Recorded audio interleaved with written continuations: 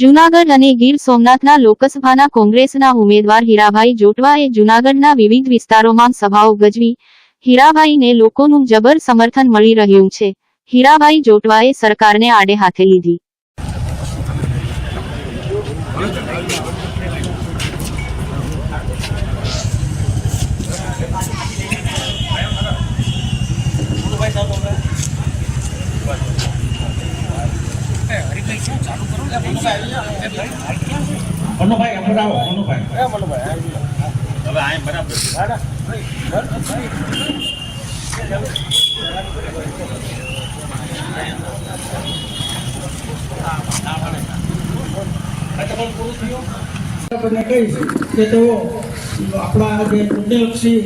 अपने माहिती आपसे भाई सोनी तरफ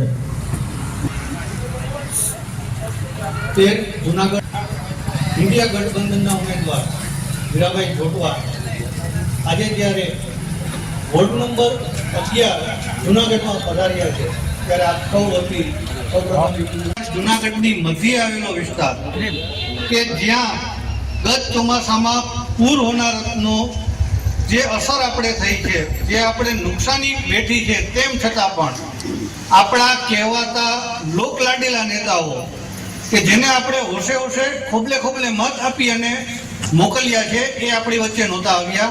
ત્યારે હીરાભાઈ જોટવાએ આપણા વિસ્તારની મુલાકાત લીધેલી હતી। આપણે હીરાભાઈનું અભિવાદન એ માટે કરીએ છીએ કે ગત ચોમાસાથી અત્યાર સુધી હજી આપણા વિસ્તારની સુરક્ષા માટે આપણા પ્રતિનિધિઓએ કોઈ અવાજ નથી ઉપાડ્યો, આપણા પ્રતિનિધિઓએ કોઈ નક્કર કામગીરી સૂચવી નથી કે એમને ગતાગમ નથી પડતી। ત્યારે હીરાભાઈએ આ બાબતે પણ અત્યારથી આપણને આપણી સાથે ઊભા રહેવાનું વચન આપેલું છે। આપણા વિસ્તાર બાબતેની વધુ વાતો આગામી દિવસોમાં આપણા મીટિંગો દ્વારા આપણે કરતા જ રહીશું, પરંતુ આજે જ્યારે આપણે સૌ હીરાભાઈને સાંભળવા માટે અને એમની બાંહેધરી માટે એ આપણા વિસ્તાર માટે શું વિચારે છે એ માટે ભેગા થયા છીએ, ત્યારે વધુ વાત ન કહેતા હું મારી વાતને આપણા સૌના લોક લાડીલા અને ખૂબ એવું વ્યક્તિત્વ કે લોકોની સેવા માટે જેમને ભેગ કર્યો છે એવા હીરાભાઈ જોટવા એવા આજ મંચ ઉપર ઉપસ્થિત સન્માનનીય સુરતનું હાર્દિક સ્વાગત કરીએ છીએ ભાઈ પ્રથમભાઈ અને સૌ લોકો જ્યારે વોર્ડ નંબર 11માં તમામ રહીશો અને વોર્ડ નંબર 11ના મારા ભાઈઓ, વડીલો, મુરબ્બીઓ, યુવાન દોસ્તો અને માતાઓને લોકસભાની ઇલેક્શન આવી અને સામેના ઉમેદવારને મત ન આપવાની અપીલ તમને એટલે કરીએ છીએ કે છેલ્લા 10 વર્ષમાં મેમ્બર ઓફ પાર્લામેન્ટ તરીકે અહીંયા આવ્યા, પણ મેમ્બર ઓફ પાર્લામેન્ટ તરીકે જૂનાગઢ મહાનગરની સમસ્યાને એક પણ વાતની વાચા નથી આપી। એટલા માટે અમે કહીએ છીએ કે હીરાભાઈને અહીંથી છૂટવા જોઈએ। મારે તમને યાદ અપાવી છે 2004ની કે જસુભાઈ બારડ જ્યારે સંસદ સભ્ય તમે બનાવ્યા અને જસુભાઈ મેમ્બર ઓફ પાર્લામેન્ટમાં જે અવાજ ઉપાડ્યો અને અવાજ એ જૂનાગઢની જનતા માટેનો અવાજ હોય, જૂનાગઢ મહાનગરપાલિકાનો અવાજ હોય, એ મેમ્બર ઓફ પાર્લામેન્ટ એ દિલ્હીમાં ત્યાં પડઘો પડે અને જૂનાગઢનો વિકાસ થાય એવો મેમ્બર ઓફ પાર્લામેન્ટ હોવો જોઈએ, નહીં કે આ ભારતીય જનતા પાર્ટીના ભય ભૂખ અને ભ્રષ્ટાચારી જે શાસન ચલાવી રહ્યા છે અને એ લોકોને આ જૂનાગઢ મહાનગરને કઈ લેવા દેવા નહીં અને 5 વર્ષ પૂરા થાય ને તમારી વચ્ચે મત માંગવા આવે। વાસ્તવિક સ્થિતિ એ છે કે મેમ્બર ઓફ પાર્લામેન્ટની કેટલી યોજનાઓ હોય, મેમ્બર ઓફ પાર્લામેન્ટ સંસદ સભ્ય શું કરી શકે, પણ તમે જૂનાગઢ મહાનગરમાં રહો છો, મારે અહીંથી મારા વડીલો યુવાન દોસ્તો છે, 8 મહાનગરમાં જૂનાગઢ મહાનગરપાલિકા જેવું લાગે આ વાસ્તવિક સ્થિતિને સમજવી પડશે। 8 મહાનગરમાં જુનાગઢ એક મોટું ગામડું પાછળથી ખોટી નાખે અને ખોટી પછી કતર નાખે, પાછો રસ્તો બનાવે, ત્યાં ગેસ વાળો પાછળ ઉભો હોય, ત્યાં પાછો ખોટી નાખે અને પાછો ઉપર ખાલી લેપ લગાડી અને પાછો બીજી વખત આવે તો કે રિલાયન્સ વાળા આવ્યા, એનો કેબલ અંદરથી હડકાવવાનો. આવું થાય છે કે નથી થતું? આ સ્થિતિ એ ભ્રષ્ટાચાર આચરવા માટેનું આખે આખું કુંડાળું હોય તો એ 54 અહીંના કોર્પોરેટરો જે મહાનગરપાલિકામાં બેઠા છે એ તમામ ભ્રષ્ટાચારી માણસો બેઠા છે અને એટલે જુનાગઢનો વિકાસ નથી થતો. સાહેબ કે છેલ્લા 30 વર્ષથી એકના એક લોકોને તમે મહાનગરપાલિકામાં મોકલો છો. ભૂલ એ આપણી છે. તમે શું બનાય તમારા એરિયાનો એક નેતૃત્વ કરતો યુવાનને આગળ નથી વધારતા? અહીંના માણસને કેમ કોર્પોરેટર ના બનાવી શકો? અને એટલે કહું છું કે આપણી ભૂલ આપણને નડે. આપણે વારે વખતે ભારતીય જનતા પાર્ટીના સાહેબનું મોઢું જોઈને મત દઈ આવીએ, પણ હેઠે ખરાબ છે એનું શું કરવું?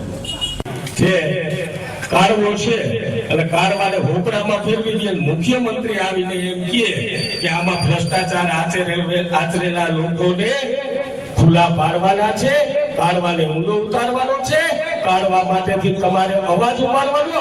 તમારો અવાજ મુખ્યમંત્રી બોલે અને મુખ્યમંત્રીનો અવાજ જો દબાવી દેવામાં આવે તો એ ભારતીય જનતા પાર્ટીના ભ્રષ્ટાચારી શાસનને ઉખાડીને ફેંકી દેવું જોઈએ. એટલે કરું છું કે માનવ સર્જિત હોનારત હતું, એ કુદરતી હોનારત નહોતું સાહેબ. કે માનવ સર્જિત હોનારત નો ક્યાંક ને ક્યાંક ભોગ તમે સૌ લોકો બન્યા છો. ત્યારે અમે તો નિડર તરીકે બહાર આવ્યા છીએ અને આ ઇલેક્શન છેલ્લું છે. આ ઇલેક્શનમાં તમે અમારા જેવા નવયુવાન લોહિયાર કહેવાય કે રસ્તા ઉપર ઉતરીને અવાજ બને, વિપક્ષ તરીકે અવાજ ઉપાડે, એવા લોકોને સહકાર નહીં આપો તો સાહેબ આ લોકો કહેવાય ને સરમુખ હત્યારી શાસન ચાલશે.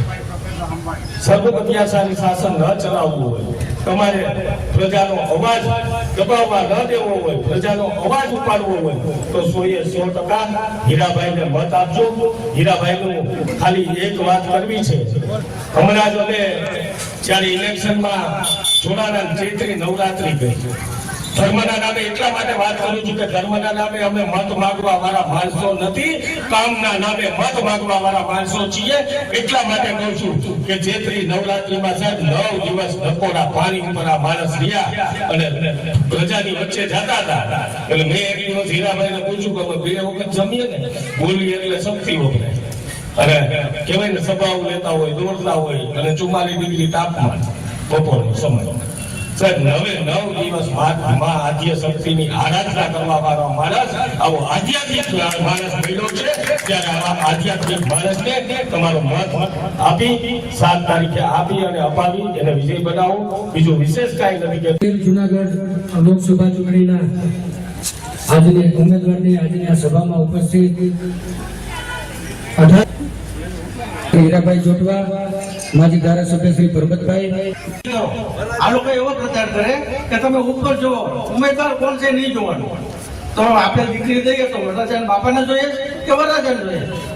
એટલે આવો મુદ્દો કાઢે આપણી પાસે. એટલે બધાએ સપોર્ટ કરવાનું છે અને એકની સાથે જેટલા આજુબાજુમાં પાડોશમાં તમામે પૂરું મતદાન કરાવી અને હીરાભાઈને જંગી બહુમતી ચૂંટાવી આપણે એ જ અભ્યર્થના.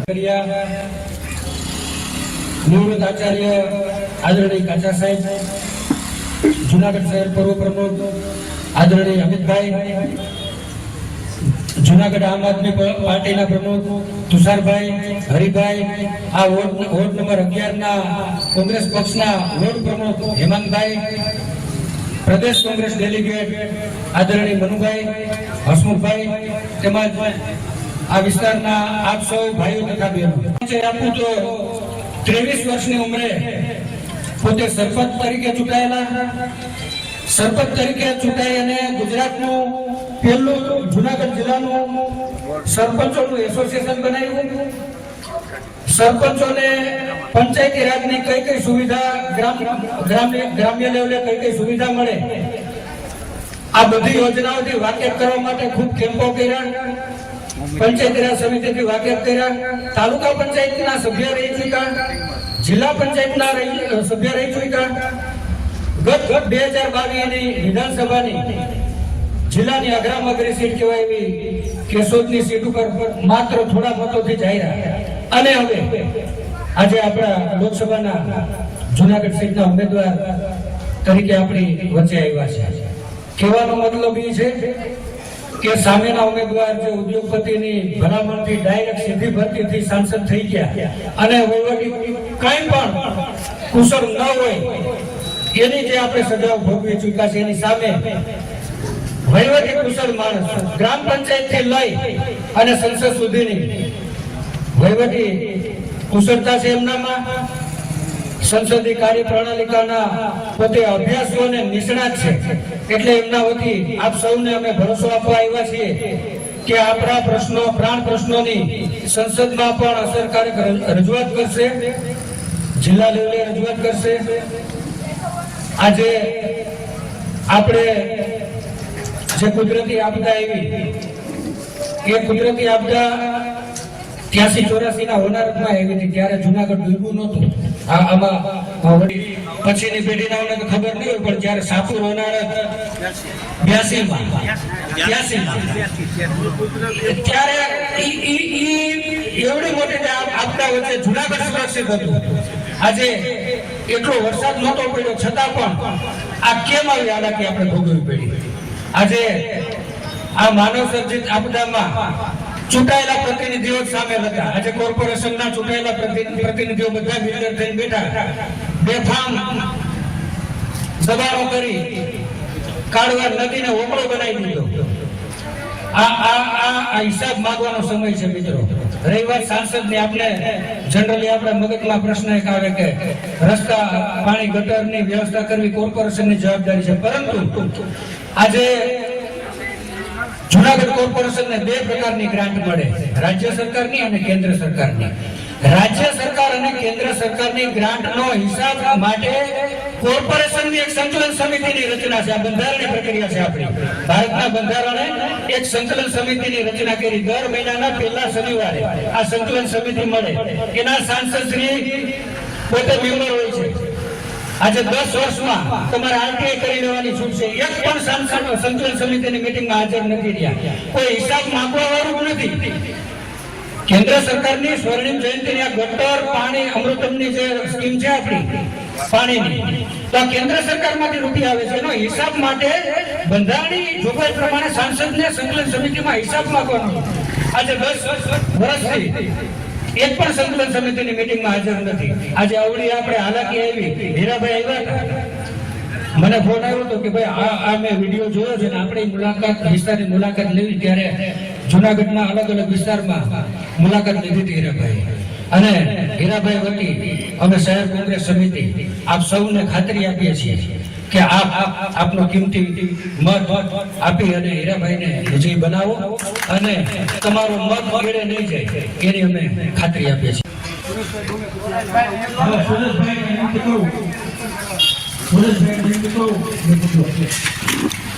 પાટીદારોનું આંદોલન થયું ત્યારે પાટીદારોના આંદોલનમાં ભાજપનો એક પણ ધારાસભ્ય લોકસભ્ય સંસદમાં ઉભો થઈને કઈ નથી એક કે અમારા પાટીદારો પર હુમલો કામ કરો. એક પણ માણસ નથી કર્યો. એવા માણસને ચૂંટીને આપણે કરવા દેવું? આપણે મળદ આ બધા મળદ છે. અટલ હંમેશા કે લડવું, કોંગ્રેસમાં રહેવું એટલે હેલી વાત નથી. હાલો જેના વોટ દોડવાડિયા જેવા વયા જાય કે જે માણસ એમ કીધું હતું કે ભાઈ છત્રીની છાતી માણાની હોય, ત્રીની છાતી માણાની હોય, પણ 56ની છાતી તો ગધેડાની. હવે જે માણસે વડાપ્રધાનને ગધેડો કીધો એને લઈ લેવામાં રાજી છે. હુકામે રાજી છે ખબર તમને? 156 સીટ આવી એનું કઈ ઘટે છે? એટલા માટે કે કોઈ પ્રજાનો અવાજ ઉઠાવવો ના જોઈએ. અર્જુનભાઈ છે મળદમાળ આવતો અને અવાજ ઉઠાવતો, એને પ્રજાનો અવાજ નથી ઉઠાવવો. એટલે જવાનને મેં કીધું હમણાં કે ભાઈ તને સિસોડામાં રસ કાઢી ફેંકી દીધો. આજ જો કરવાનો છે તો આપણે એના જેવું રહેવાનું કારણ શું?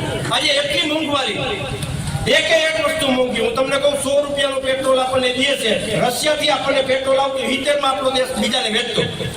અને કરવેરા તમે એકેય ધંધો અટાણે રહેવા નથી દીધો. 5% નફાવાળા નથી અને 28% જીએસટી છે. અને તમને નવાઈની વાત તમને કરી દઉં કે કેશુબાપા મુખ્યમંત્રી હતા ને ત્યારે 16,000 કરોડનું કરજ હતું ગુજરાતમાં. અને આ ભાઈ જ્યારે ગયા ને તે 3 લાખ કરોડનું કરજ મૂકીને ગયા. આમાં કાંઈ વખાણવા જેવું નથી. અને આજની તારીખે 2014માં વડાપ્રધાન થયા ને ત્યારે 50 લાખ કરોડનું કરજ હતું, એ 250 લાખ કરોડનું થયું. આમાં કાંઈ વખાણવા જેવું નથી. કોઈ એમ કે ઉપર જોઈને ઉપર હું જોવા જેવું છે? એક માણસ સુખી નથી. પેલા અમને ગામડામાં જતા ને તો એમ કહેતા કે ભાઈ આ યુવાનો નથી માનતા, ભણેલા નથી માનતા. હવે ભણેલા યુવાનો આગળ આવ્યા છે. વૃદ્ધો તો કોંગ્રેસને આપ દ્વારા ભેગા જ છે.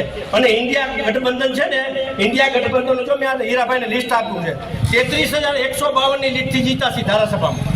ધારાસભા 7, એમાં લોકસભાનો જે 7 નો સરવાળો કરીએ ને તો આમ આદમી પાર્ટી અને કોંગ્રેસનો સરવાળો કરતા 33,152 ની લીડથી જીતા. 2 જ તાલુકામાં આપણી લીડ નથી. એ બેમાં મહેનત કરેલા આ ભાઈ તો જીતેલ જ છે. તમે સમજી લો. કારણ કે માણસો કંટાળી ગયા છે. આનામાં આપણે રૂપ જોઈ કે એનું ગુણ જોઈ પછીની વાત છે.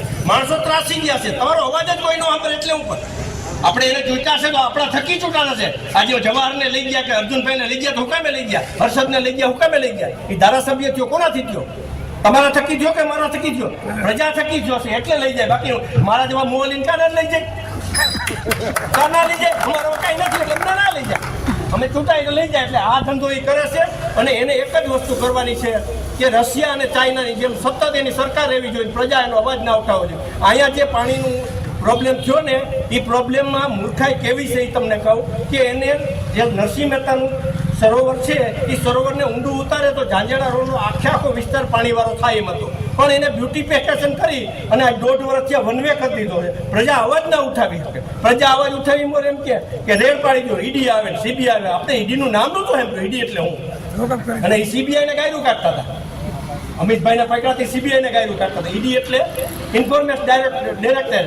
તો એનો અર્થ હું તમને ખ્યાલ ના હોય, કદાચ કોઈ પણ ભણેલ ગણેલ છે એટલે ખબર હોય કે PMLA prevention of money laundering act, એમાં એવું છે કે તમે નિર્દોષ થાવ તો જ તમને જામીન મળે. અને એ 2019 ભાઈ શું થયું છે એમાં કાંઈ ક્યાંય ઉપર વખાણવા જેવું નથી. વાતું કરે છે ટીવી એના, મીડિયા એનો, બરાબર, અધિકારીઓ એના. અધિકારીમાં ખુમારીઓ તો કઈ દે. શેષાન કોણે મૂક્યો ભાઈ? ટીએન શેષાન તમે તો ભણેલ ગણેલ છો, બધાને ખબર. કોણે મૂક્યો તો? કોંગ્રેસે મૂક્યો હતો ને. નરસિંહરાવનો ફોન નહોતો ભાઈ. નિયમ પ્રમાણે કામ કરવું હોય તો અમે કામ કરશું નહીં. અને આ તો બધા એમ તમને ઓલા કેમ જ કર્યા કરે, આપણા ફોર્મ જ કરે. આપણું બધું થાય એને ના થાય. અને એને ગમે એટલા રૂપિયા પકડાય, ગમે એટલો ભ્રષ્ટાચાર, તો કે માપ, ગમે એવો ગુંડો એનામાં આવે તો માપ. તો આ ભ્રષ્ટાચારની વાતો કેવી રીતે કરીએ કે કેમ શોભે? આજે આટલા બધા ટેક્સ લે છે, આટલા બધા વેરા લે છે. 8400 કરોડના પ્લેનમાં આપણા વડાપ્રધાન ફરે. 470 કરોડનું એનું મકાન બને છે, તમને કદાચ ખ્યાલ નહીં હોય. એનું 2000 કરોડનું આપણું નવું સંસદ હાઈ ક્લાસ જૂનું હતું, એને બદલે નવું બનાવ્યું. અને રામનો હું આપણે વિરોધ છે, કૃષ્ણનો આપણે વિરોધ છે. આપણે રામને એના કરતા વધારે માનીએ છીએ, પણ હું આપણે વેચાણ કરવા, રામને વેચાણ કરવા. અને છેલ્લી વાત તમને કહી દઉં કે અત્યાર સુધી રામ તો 5000 વર્ષથી થયા છે. રામનવમી ઉજવાય છે ને, રામ જન્મભૂમિ. હવે હું કામે ઉજવી? દરરોજ ટીવીમાં મીડિયામાં હું કામે આપે? ખબર? પ્રચાર સારું. રામને વેચવા કામ તો કર્યું નથી, હું કરે બિચારા. એટલે હું તમને એમ નથી કહેતો ગીરાબેન મત આપો, તમે જો થાય કાવો ને તો મત આપજો. સમજી શકાય. અરે દેશની પાર્લામેન્ટમાં બેસનારો માણસ, દેશના પાર્લામેન્ટમાં બેસતા, અને એમાં એના નિવેદન માનો તો નિવેદનમાં લખે કે જો એમ લખતા જાય કે રાજેશ ચુડાસમા અને એમના ફાધર નારાયણભાઈ આમાં જવાબદાર છે, અને પછી એમની FIR ના થાય, એમને ધરપકડ ના થાય. ખૂબ બધો હાલે, અને પછી શું થાય બધા જોઈ છે. આ વાત આ ભારે લોકોની, એ લોકો એમ સમજતા હોય કે કોઈ વૃક્ષ સુકાતો હોય ને એની પર પ્લાસ્ટિક બાંધી દો એટલે એને લીલું દેખાય. એ સુકાવાનું શરૂ થઈ ગયું છે, રોગ લાગુ પડી ગયો છે. સુકાઈને જ રહેવાનું છે, લોકશાહી છે. લોકોને બધા સમજે છે. હું ઘણા બોલી નથી શકતા, ઘણાના સામે અવાજ નથી કરી શકતા, આવા ખૂબ લોકો છે. ત્યારે આપને કહું છું કે આ જૂનાગઢમાં કોઈ પણ ગલીમાં જઈને હજારા માણસ તરીકે ઉભા રહ્યો, એને કહો કે આ કોર્પોરેશનમાં શું સ્થિતિ છે, તો ત્યાં પેલા રોડ કરે, પછી ખોદે, પાઇપલાઇન નાખે, પાછો રોડ કરે, ખોદે, ગેસ પાઇપલાઇન નાખે, પછી આ પાઇપલાઇન નાખે. આખા જૂનાગઢમાં, જૂનાગઢ ખાડામાં છે કે ખાડામાં જૂનાગઢ છે એ નક્કી નથી.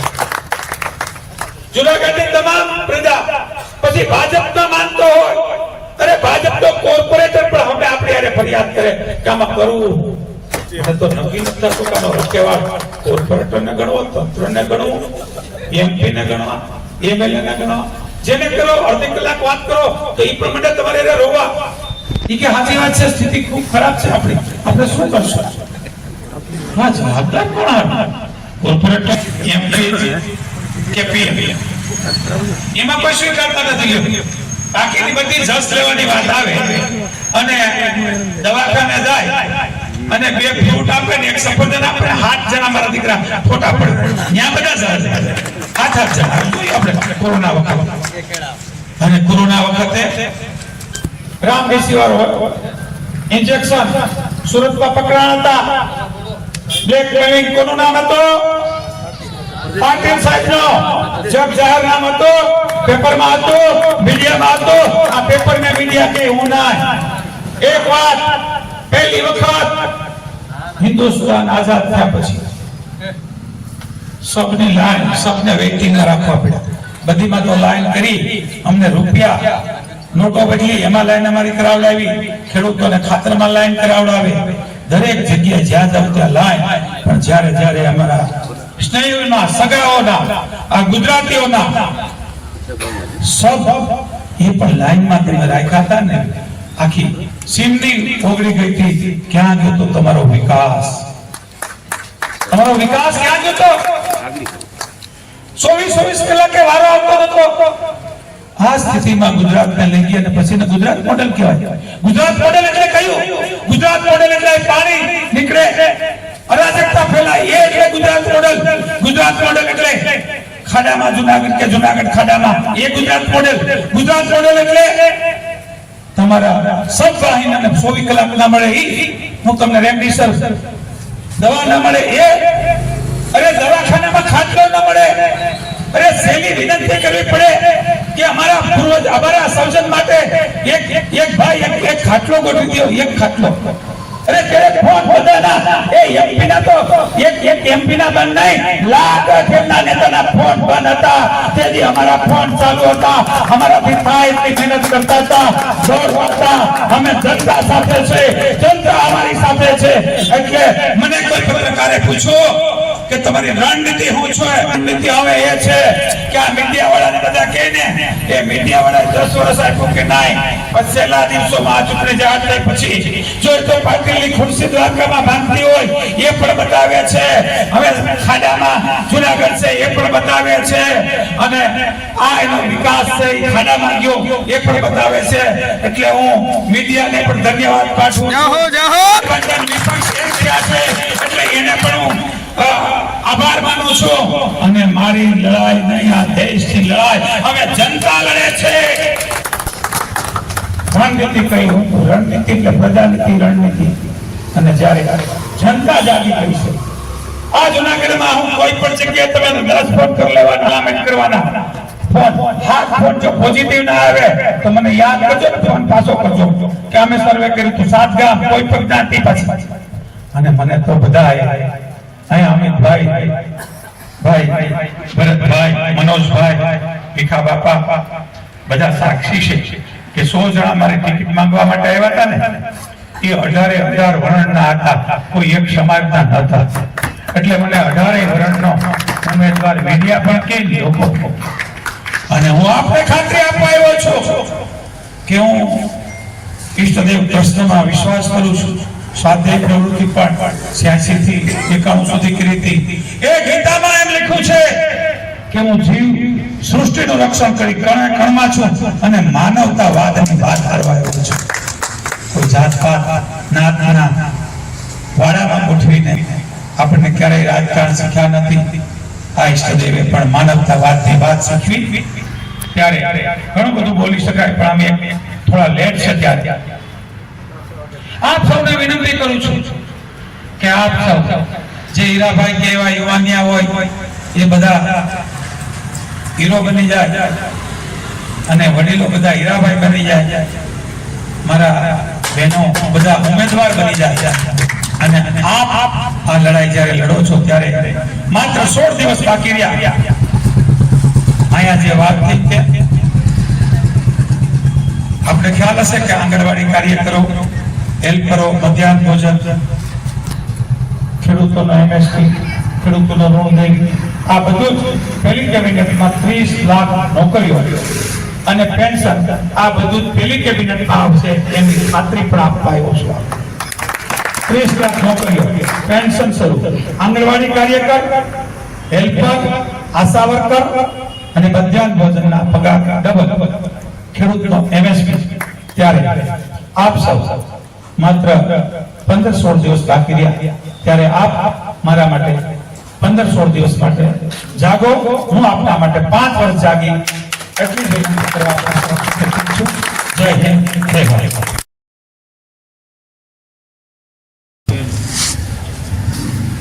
વાત ચાલે છે દેશની પાર્લામેન્ટની ચૂંટણીમાં લોકો નિષ્ક્રિય હોતા હોય, મતદાન સૌથી ઓછું એમાં થાય. વધારે સૌથી મતદાન ગ્રામ પંચાયત યા વોર્ડમાં થાય. આપ સૌ બધા અહીંયા બૌદ્ધિક લોકો છો.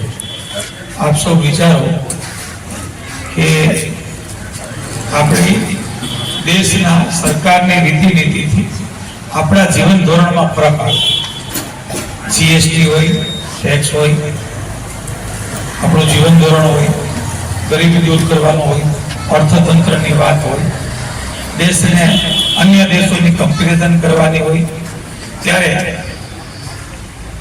સાંસદ સભ્ય છે વધારે વખત ના આવી શકે પણ વર્ષમાં એકાદ વખત તમામની મુલાકાત લે, એમના પ્રશ્નોની સણાવટ કરે, એમની મુશ્કેલીઓની સણાવટ કરે, તે બધું સંકલન કરીને દેશની પાર્લામેન્ટમાં વિપક્ષે હોય તો અવાજ બને અને પક્ષે હોય તો પણ એમને ત્યાં અવાજ કરીને વાત કરે.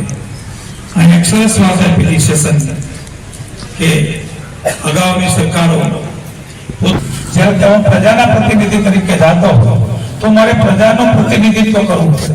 પ્રજાની સમસ્યાઓ, પ્રજાનો દુઃખ, પ્રજાની મુશ્કેલીઓ, એ મુશ્કેલીઓની જે વાત છે એનો અવાજ મારે બનવું પડે. અવાજ ના બને તો પાછા હમણાં કઈ ઉલટી ગંગા થઈ. અહીંયા વાત થઈ એમ નામાંકન માટે એક જ ધારાસભ્ય નહીં, 3-4 ધારાસભ્ય, 3 ધારાસભ્ય અને અડધી બોલી એવું બોલ્યા કે પાર્લામેન્ટ ફોન નથી ઉપાડતા, નહીં ઉપાડશે, એ મળશે, મળતા નથી, મળશે, તમારે એનું કામ છે. એવા લોકશાહી દેશે આવા શબ્દ સાંભળવા પડશે એ મારા તો કલ્પના બહાર. કોઈ પણ એક ઘરમાં કોઈ સજ્જન માણસ સારું હોય પણ એક પોતે વહીવટ કરતા, માની લો કે એની વાત સાચી છે તો પણ એક વ્યક્તિ જો વહીવટ કરતા, મનુભાઈના ઘરમાં વહીવટ કરતા હોય અને એમના દીકરા દીકરીઓ, પુત્ર વધુ, ભાઈઓ કોઈ કામ ના કરે નહીં કે અમારે તો છે ને મનુભાઈ, તો શું થાય? 2 વીઘા ખેડૂતની ભાષામાં ઓછી કરવી પડે ને જે ઓછું થાય છે ને આપણું દેશના પૈસા. એનું કારણ તો મને એમને સમજાણું કે આ એકની ઉપર જ હલાવવાનું હોય, બીજા કોઈ કઈ કરવાનું જ ના હોય તો દેશ વેચે નહીં તો કરે. પછી એરપોર્ટ વેચે, બંદર વેચે, એરપોર્ટને બંદર ગાળો કાઢતા હતા. એમને આપણે પૂછવું છે કે જે અમિતભાઈ શાહનો દીકરો છે એ કયો ક્રિકેટર છે? એમને બેટ પકડતા નથી આવડતું અને સીધો ચેરમેન અને એક લાખમાં 1500 1000 કરોડ રૂપિયા ખુલ્લા કમાય. અવાજ કરવાની મનાઈ છે, બાકી સીડી આવે, ઈડી આવે, તમને પકડી જાય, પોલીસમાં હેરાન કરે. કારણ એટલું દમન હોઈ શકે તો વિમર્શવાદના મિત્રોને કહેજો કે તમારા જય શાહને કઈ ક્રિકેટ આવડે છે કે તમે સીધો બેસાડીને એનો વેપારી પણ કરી નાખો છો. એ તો મિત્રો, જ્યારે દેશની રીતિની વાત કરી ત્યારે ખેડૂતોના ઇકોઝોનનો પ્રશ્ન હોય તો પણ કોઈ પાર્લામેન્ટમાં અવાજ નથી. ફોરેસ્ટ ડિપાર્ટમેન્ટનો પ્રશ્ન હોય તો પણ ક્યારેય અવાજ નહીં. દરિયાઈ કિનારે CRZ નો પ્રશ્ન હોય ક્યારેય અવાજ નહીં. એટલું જ નહીં, અહીંયા વાત થઈ હતી કે જ્યારે 21મી સદીમાં હતા ને ત્યારે એવડો વરસાદ થતો કે સાપુર અડધું તણાઈ ગયું હતું, પાણી અહીંથી જ નીકળ્યું હતું. પણ આ જુનાગઢ વાસીઓનો વાળ વાંકો નતો થયો. એવો સારો વહીવટ આપણા વડવાઓ કરતા હતા. એ આ લોકોને જરા યાદ કરાવો કે તમારે લીધે આ શહેરના અને આજુબાજુ આખા ગુજરાતના શ્વાસ અર્ધર થઈ ગયા. કયું કારણ એવું હતું કે એ વખતના વરસાદ કરતા ઓછો વરસાદ થાય અને પછી પાણી રેલમશેલ થાય, ગંદકીમાં ફેરવાઈ જાય, પાણીમાં કેટલી ગાડીઓ તણાય, ગાયો તણાય, માણસની જીવ જોખમમાં મુકાઈ ગયો. આવું કારણ આ કુદરતી હતું કે કૃત્રિમ હતું? તો કે કૃત્રિમ હતું. તો કૃત્રિમ કર્યું તો આ કોણે કર્યું? આ નેહરુજીએ કર્યું હતું. એમ દરેક વાત નેહરુજી કર્યું હતું. આ પાણી અહીંયા ગયું, આ રોકડો છે એમની પેશ કચરી કોણે કરી ભાઈ? કોંગ્રેસ વાળાએ કરી, આમ જનતાએ કરી. આમ જનતાને તો એક કેબિન હોય તો હટાવે, અહીંયા પોલીસ આવે તો આ તરફ પાડીને ભાગી જાય, આપણી ગાડી લઈને ભાગી જાય. ત્યાં તો હુરાતન છે બધા તંત્રને પણ ખુલ્લું કહું છું. ત્યારે એમના મોટો દુર્ઘટના બનતી હતી, એમના માટે કેટલી બિલ્ડિંગો પાડી, પેશ કરવી, કેટલો ડિમોલેશન કર્યો. ગરીબ માણસના ડિમોલેશન કરવા તો જ્યારે ભોળતા જાય ભૂલું થઈને એવું તંત્ર પણ કામ કરે છે. એવી રીતે સરકારને ચલાવી લેવાનું. અને કોઈ કે દબાવું, અરે અમે તો એમ કહીએ છીએ કે 128 વર્ષ જૂની પાર્ટી કોંગ્રેસ ત્યારે સરપંચ કે સંસદ ની ચૂંટણીઓ લડવા માટે નથી પાર્ટી બની. પંચાયત કે પાર્લામેન્ટ નથી, લોકોની સેવા કરવા માટે હતી. અને એ વખતના સાદા એ વખતનો નાના માણસને સહાય નહીં થવું ત્યારે ક્યારેય એટલો અણઘડ વહીવટ ક્યારેય નતો. અત્યારે અન્યાય થતો હોય પોતે જાણે, જગ જાહેર સુસાઇડ કરી જાય ડોક્ટર જેવા વ્યક્તિઓ, અને પછી એમના માટે એમનાથી દબાઈને એમની તરફેણ માટે નિવેદન કરવા પડે, એવું જુનાગઢમાં તમે જોવો છો. એ પણ તમે ખાતરી અનુભવો છો. મિત્રો, એ અમારા વિસ્તારમાં આજના વાત કરતો હું જેથી શ્રદ્ધાંજલિ આપવા ગયો હતો ને તેનો વિડીયો મૂકી જોજો. શરૂઆત મેં કરી હતી વાતની કે ડોક્ટર છે ગરીબનો મસીહા, લેતી દેતી પર્સનલ છે તો લેતી દેતી આપી દેવી જોઈએ. એમના લીધે માણસ આપઘાત મરી જાય. અને એ પણ કોનાથી? આલી બોલે મોવાલીથી હોય તો સમજી શકાય, કોઈ નાનો વ્યાસખોર હોય સમજી શકાય,